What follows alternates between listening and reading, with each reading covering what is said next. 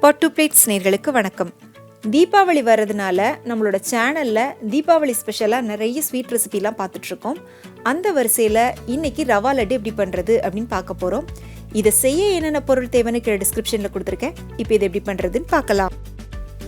முதல்ல ரவா லட்டு செய்கிறதுக்கு தேவையான முந்திரியையும் திராட்சையும் கொஞ்சம் நெய்யில் வறுத்து எடுத்துக்கலாம். அதுக்காக ஒரு கடாயில் 2 டேபிள் ஸ்பூன் அளவுக்கு நெய் ஊற்றிக்கோங்க.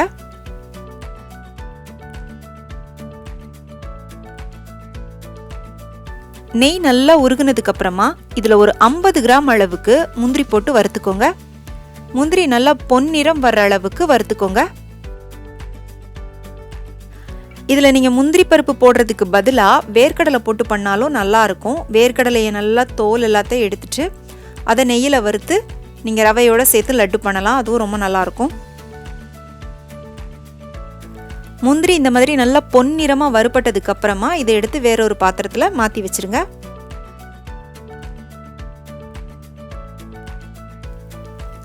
முந்திரி வறுத்த அதே கடாயில் 50 கிராம் அளவுக்கு உலர்ந்த திராட்சை போட்டுக்கோங்க. இதையும் நல்லா வறுத்துக்கோங்க. திராட்சை நல்லா நெய்யில் வறுபட்டு அப்படியே கொஞ்சம் உப்பி வரும், அந்த அளவுக்கு வறுத்து எடுத்துக்கோங்க. பாருங்கள், இப்போ பார்த்தீங்கன்னா தெரியும், எல்லாம் நல்லா வறுபட்டு உப்பி வந்துருச்சு. இப்போ இதையும் வேறொரு பாத்திரத்துக்கு மாற்றி வச்சுக்கலாம். இப்போ முந்திரியும் திராட்சையும் வறுத்த அதே கடாயில் நம்ம ரவையையும் போட்டு வறுத்துக்கலாம். நான் இன்றைக்கி ரவா லட்டு பண்ணுறதுக்காக 1 கப் அளவுக்கு ரவை எடுத்திருக்கேன். நான் நெய் எதுவும் இதில் எக்ஸ்ட்ரா சேர்க்கலை. திராட்சையும் முந்திரியும் வறுத்த அதே நெய்யில் தான் வறுத்துட்ருக்கேன்.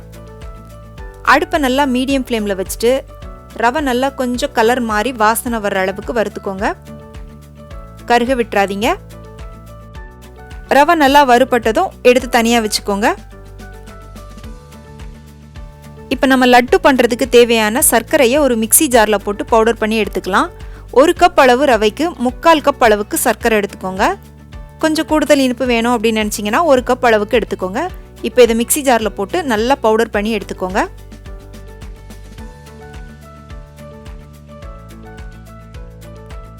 இப்போ நம்ம பவுடர் பண்ணி வச்ச இந்த சர்க்கரையோட நம்ம ஏற்கனவே வறுத்து வச்ச ரவையையும் சேர்த்து திரும்பவும் மிக்சி ஜாரில் ஒரு 2 சுத்து மட்டும் சுற்றி எடுத்துக்கோங்க. இப்போ மிக்சியில் அரைச்ச சர்க்கரையையும் ரவையையும் வேறொரு பாத்திரத்துக்கு மாற்றிக்கோங்க. ரவையை நீங்கள் ரொம்ப பவுடராக அரைக்கணும் அப்படின்னு அவசியம் இல்லை. கொஞ்சம் கொரக்கொரப்பாக இருக்கிற மாதிரி அரைச்சிக்கோங்க.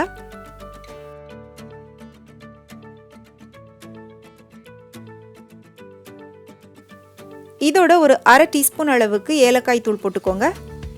அடுத்ததாக நம்ம ஏற்கனவே வறுத்து ரெடியாக வச்ச முந்திரியையும் திராட்சையும் சேர்த்துக்கோங்க.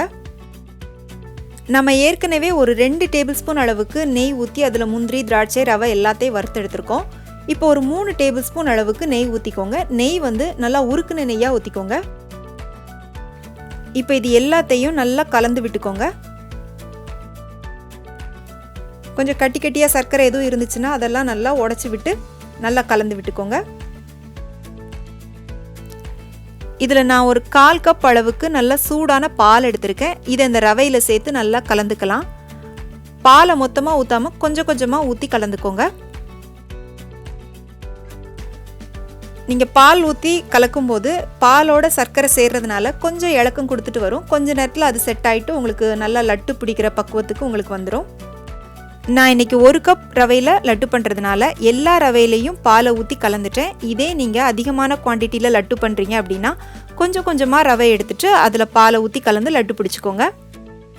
இப்போ நம்ம லட்டு பிடிச்சிக்கலாம். இதில் நீங்கள் விருப்பப்பட்டீங்க அப்படின்னா கொஞ்சமாக துருவின தேங்காய் கூட சேர்த்துக்கோங்க. நீங்கள் இது உடையும் உதிரும் அப்படின்னு பயப்படவே தேவையில்லை.